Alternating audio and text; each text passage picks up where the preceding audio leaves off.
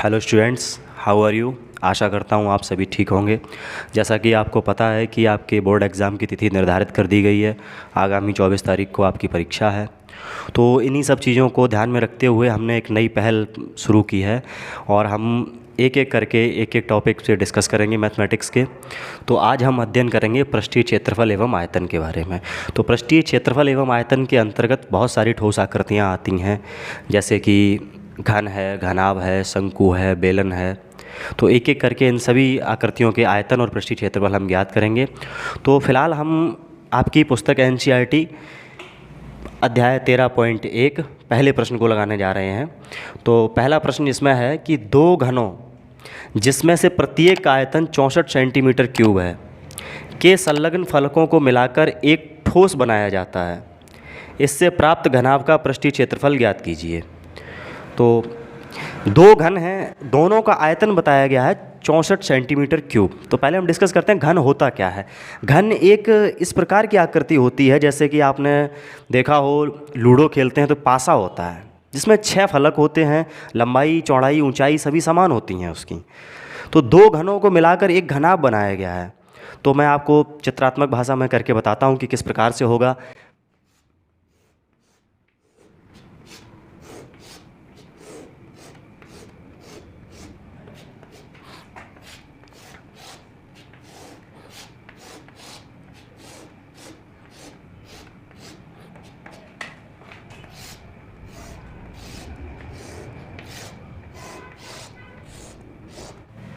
तो जैसा कि आप देख रहे हैं ये दो घन हैं जिन्हें मिलाकर एक घनाभ बनाया गया है।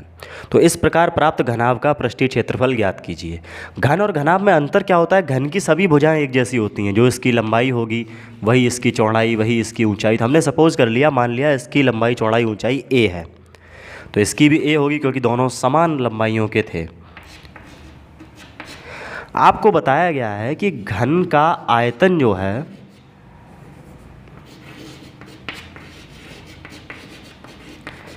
प्रश्न में आपको दिया है घन का आयतन है 64 सेंटीमीटर क्यूब। लेकिन हमने सूत्र में क्या पढ़ा है? घन का आयतन जो होता है वो होता है भुजा की पावर 3 अर्थात ए क्यूब। तो इससे जब इसे कंपेयर करेंगे तो हम ये देखेंगे 64 किसका क्यूब होता है। तो 64 होता है 4 का क्यूब। क्यूब से क्यूब कैंसिल, ए की वैल्यू निकल के आई 4 सेंटीमीटर। जब इस घन की भुजा 4 सेंटीमीटर है तो ए का मान 4 सेंटीमीटर निकल के आया। यहाँ लगा देते हैं हम। अब क्या किया? इन दोनों को मिला दिया। जब आप इन दोनों को मिलाएंगे तो इनके ऊपरी सिरे आपस में जब जुड़ेंगे तो इसकी लंबाई कितनी हो जाएगी? 8 सेंटीमीटर। बाकी शेष चौड़ाई और ऊंचाई जैसी है वैसी ही रहेगी, तो इसकी 4 सेंटीमीटर ही रहेगी, ऊंचाई भी 4 सेंटीमीटर ही रहेगी। अब दो घनों को मिलाकर एक घनाभ बन गया। अब इस घनाभ का पृष्ठीय क्षेत्रफल आपको ज्ञात करना है।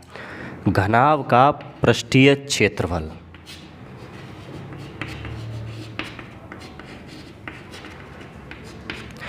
तो ये जो 8 है ये है इसकी लंबाई, ये 4 है चौड़ाई और ये 4 है ऊंचाई। तो घनाभ का पृष्ठीय क्षेत्रफल होता है 2 bracket LB BH into HL।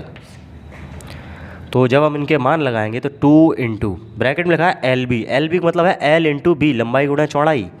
तो 8 गुणा 4 प्लस फिर लिखा है BH B इंटू H, तो 4 गुणा 4, फिर है HL तो H इंटू L 4 गुणा 8। अब बोर्ड मास के नियम के अनुसार सबसे पहले हम गुणा करेंगे। तो 8 का 4 में 32, 4 का 4 में 16, फिर 4 का 8 में 32। आप करेंगे इनका योगफल।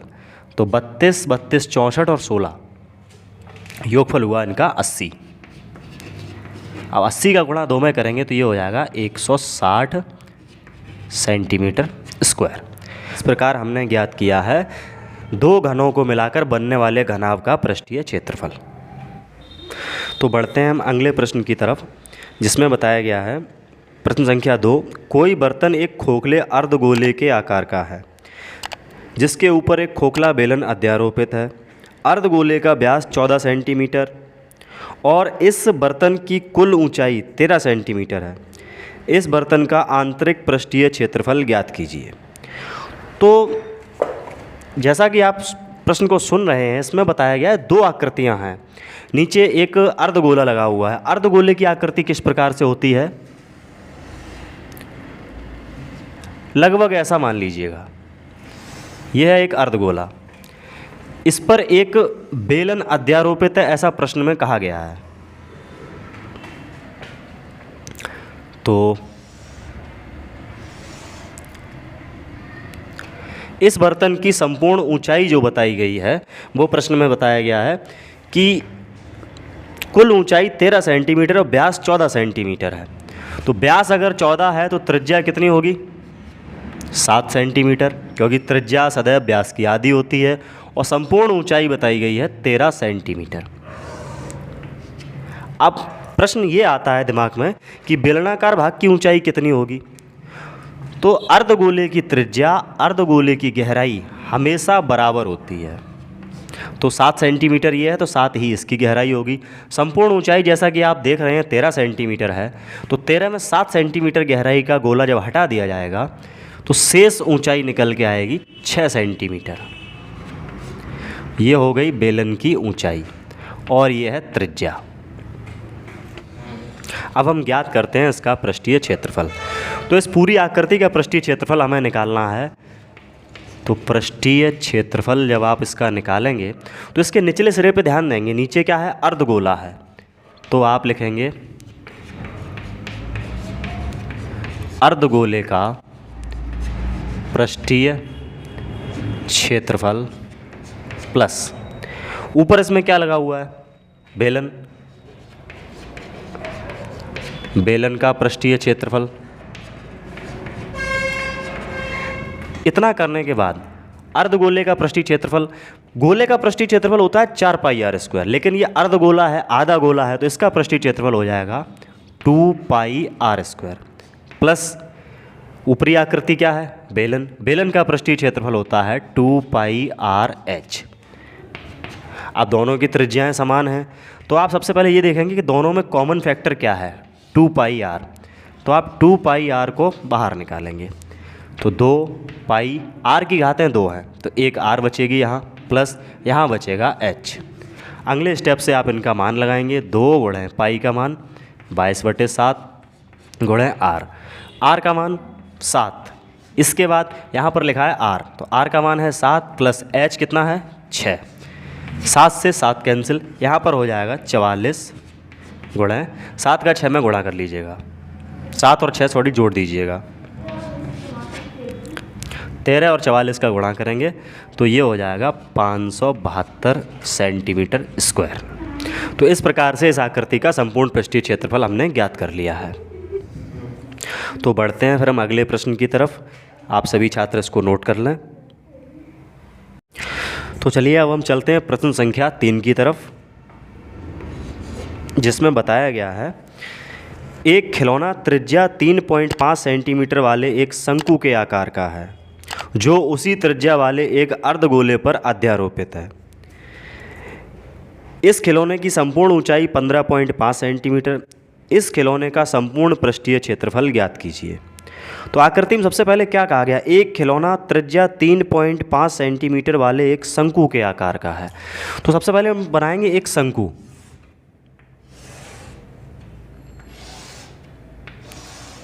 शंकु की त्रिज्या बताई गई है 3.5 सेंटीमीटर और ये कहा ये इतनी ही त्रिज्या वाले एक अर्धगोले पर अध्यारोपित है और इसकी संपूर्ण ऊंचाई बताई गई है 15.5 सेंटीमीटर। ये है संपूर्ण ऊंचाई। अब वही जो पिछले प्रश्न में हुआ था वही सवाल फिर से दिमाग में आता है कि इसमें शंकु के आकार के भाग की ऊंचाई क्या होगी। तो हमने आपको बताया अर्धगोले की त्रिज्या और अर्धगोले की गहराई हमेशा बराबर होती है। तो 3.5 सेंटीमीटर इसकी गहराई होगी अर्धगोले की। तो इसकी संपूर्ण ऊंचाई कितनी है? 15.5। 15.5 में 3.5 कम कर दिया जाएगा तो शंक्वाकार भाग की ऊंचाई जो है वो h बराबर निकल के आएगी 12 सेंटीमीटर, क्योंकि 3.5 15 में कम हो गया। हमें निकालना है इसका पृष्ठीय क्षेत्रफल। तो पृष्ठीय क्षेत्रफल निकालने के लिए शंकु का पृष्ठीय क्षेत्रफल जब निकालेंगे तो वो होता है पाई आर एल। एल होती है तिर्यक ऊंचाई। तिर्यक ऊंचाई और ऊंचाई में फ़र्क होता है। ये एच लंबवत है, तिर्यक ऊंचाई होती है तिरछी ऊंचाई जो इस प्रकार होती है। तो तिर्यक ऊंचाई निकालने का एक सूत्र होता है कि तिर्यक ऊंचाई एल स्क्वायर बराबर H square plus R square. तो एल स्क्वायर बराबर एच का मान लगेगा 12 का स्क्वायर, आर के स्थान पर आप लिखेंगे 3.5 का स्क्वायर। आगे बढ़ते हैं। एल स्क्वायर बराबर 12 का वर्ग होता है 144 और 3.5 का करेंगे तो 12.25। अब क्या करेंगे, इनको जोड़ेंगे। जोड़ने के लिए 12 को 44 में जोड़ दीजिएगा, 0.25 जैसा है वैसा ही रखें आप। तो 4 2 6 हो गए, 4 और 1 5 हो गया, आगे चल रहा 1। तो एल स्क्वायर स्क्वायर जब हटाएंगे तो इधर हो जाएगा रूट। तो एल का मान यहाँ से प्राप्त होगा 12.5, क्योंकि 156.25 का जब वर्गमूल निकालेंगे तो 12.5 सेंटीमीटर आएगा। तो हमें एल ज्ञात हो चुका है। अब हम इस खिलौने का पृष्ठीय क्षेत्रफल निकालेंगे। तो खिलौने का जब पृष्ठीय क्षेत्रफल आप निकालेंगे तो इस खिलौने की आकृति हम आपको पहले बता चुके हैं कि नीचे किस आकार में है, अर्धगोले के आकार में। तो अर्धगोले का पृष्ठीय क्षेत्रफल होता है 2 पाई आर स्क्वायर प्लस ऊपर लगा हुआ है शंकु। शंकु का पृष्ठीय क्षेत्रफल होता है पाई आर एल। तो इसमें हम कॉमन करते हैं पाई आर। पाई आर जब कॉमन करेंगे तो यहाँ बचेगा 2, आर की घातें 2 हैं, एक आर बाहर चलेगी तो आर बचेगी। यहाँ पाई आर कॉमन हो गया, यहाँ बचा एल। अगले स्टेप से क्या करेंगे, पाई का मान लगाएंगे। तो 22/7 गुणे आर। आर मतलब त्रिज्या। त्रिज्या कितनी है, 3.5 सेंटीमीटर। तो आपने लगाया 3.5। अगले स्टेप से 2 गुणे, यहाँ आर की जगह पे लिखेंगे 3.5 प्लस एल का मान जो अभी हमने निकाला था कितना था, 12.5। 12.5 इससे ये कैंसिल, 0.5 टाइम्स, क्योंकि 7 पना 35 होते हैं तो यहाँ एक अंक बाद पॉइंट है वो लगाना पड़ेगा। 22 का 5 में गुणा करेंगे, 22 पंचे 110। तो 0.0 की कोई वैल्यू नहीं होती, इसलिए यहाँ पर मान आएगा सिर्फ 11। अंदर हल करते हैं, 35 दूनी 70 यानी 7.0 प्लस 12.5। इसके बाद 11 ऐसे ही रहेंगे अपने स्थान पर, इनको ऐड कर लिया जाएगा तो ये हो जाएंगे 19.5। अब 11 का मल्टीप्लाई करते हैं, गुणा करने पर प्राप्त हुआ 214.5 सेंटीमीटर स्क्वायर। तो इस तरह से यह प्रश्न हल होता हुआ। तो हम बढ़ते हैं अब अगले प्रश्न की तरफ। प्रश्न में बताया गया है, प्रश्न संख्या 4, भुजा 7 सेंटीमीटर वाले एक घनाकार ब्लॉक के ऊपर एक अर्धगोला रखा हुआ है। अर्धगोले का अधिकतम व्यास क्या हो सकता है, इस प्रकार बने ठोस का पृष्ठीय क्षेत्रफल ज्ञात कीजिए। तो सबसे पहले इसमें यह बताया गया 7 सेंटीमीटर वाले एक घनाकार ब्लॉक। तो 7 सेंटीमीटर भुजा का एक घन बनाना है। घनाकार ब्लॉक से तात्पर्य है कोई एक ठोस आकृति होगी जो घन के आकार में है, जिसकी प्रत्येक भुजा बताई गई है 7 सेंटीमीटर। तो हम एक घन बनाते हैं।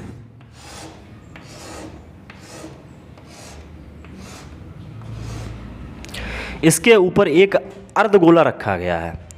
अगर हम इसके ऊपर अर्धगोला रखते हैं तो अर्धगोला सबसे पहले एक वृत्ताकार जगह को घेरता है। अर्धगोले ने अपनी वृत्ताकार जगह घेर ली।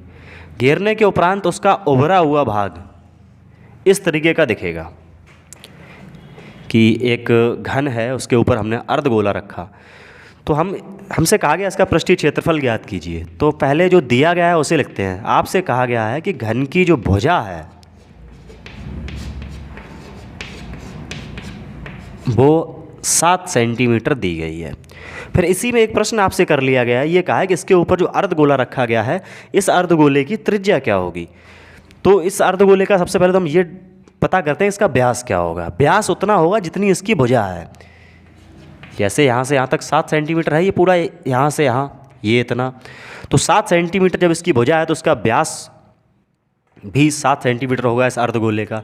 तो इस अर्धगोले की त्रिज्या हो जाएगी 7/2 अर्थात 3.5 सेंटीमीटर। तो इसके ऊपर जो अर्धगोला रखा है हम लिखते हैं अर्धगोले की त्रिज्या r बराबर 3.5 सेंटीमीटर। आगे बढ़ते हैं। हमसे कहा गया इसका निकालें पृष्ठीय क्षेत्रफल। तो पृष्ठीय क्षेत्रफल इसका जब निकालोगे, सबसे पहले ये आकृति थी क्या, ये एक घन था, तो हमें निकालना है घन का पृष्ठीय क्षेत्रफल।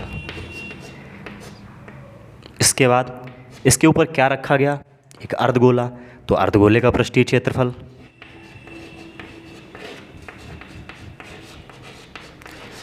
अर्धगोले का पृष्ठीय क्षेत्रफल। प्रश्न अभी समाप्त नहीं हुआ कि घन का पृष्ठीय क्षेत्रफल तो हो गया, उसके ऊपर अर्धगोला रखा है, अर्धगोले का पृष्ठीय क्षेत्रफल हो गया। लेकिन जब अर्धगोला रखा था तो अर्धगोले ने घन के ऊपरी सतह की वृत्ताकार जगह घेर ली थी, वो एरिया कम हो गया था, तो आपको एक वृत्त का क्षेत्रफल इसमें घटाना पड़ेगा। आगे बढ़ते हैं। घन का पृष्ठीय क्षेत्रफल 6a² प्लस अर्धगोले का 2πr² माइनस ये वृत्त का क्षेत्रफल जो अर्धगोले द्वारा घेरा गया था, एक वृत्त का क्षेत्रफल होता है πr²। इसी क्रम को जब आगे बढ़ाएंगे तो ये 6a² जैसा है इसको बना रहने दीजिए। 2πr² में एक πr² कम हो जाएगा, तो यहाँ बचेगा πr²। अब हम इनका मान लगाते हैं, तो 6 गुणे a², a कितना दिया था 7 सेंटीमीटर, तो 7 का स्क्वायर प्लस यहाँ पाई का मान 22/7 गुणे r थी अर्धगोले की त्रिज्या जो निकल के आई थी 7/2 अर्थात 3.5। तो 3.5 गुणे 3.5 कैंसिल, 7 बना 35, 0.5 बचा यहाँ पे। यहाँ 7 का वर्ग करेंगे 49 हो जाएगा, और 49 गुणे 6 करेंगे तो आपको ज्ञात होगा 294। प्लस आगे बढ़ते हैं, इसका ऐसे मल्टीप्लाई कर लो, तो 22 का अगर 5 में करते हो तो 22 पंचे 110 हो जाएंगे, तो वो हो जाएगा 11। 22 का 5 में करेंगे, फिर उसका मल्टीप्लाई इसमें करेंगे तो ये आएगा 38.5। अब इन संख्याओं को जोड़ दीजिए, तो 0.5 जैसा है वैसा ही रहेगा। 8 और 4 हो गए 12, 9 3 12 और 1 13, 332.5 सेंटीमीटर स्क्वायर। ये है इसका उत्तर। तो जैसा कि आपने देखा अभी के वीडियो में हमने 4 प्रश्नों को हल किया। अब समय कम रहते हम शेष प्रश्नों को वीडियो के दूसरे भाग में हल करेंगे।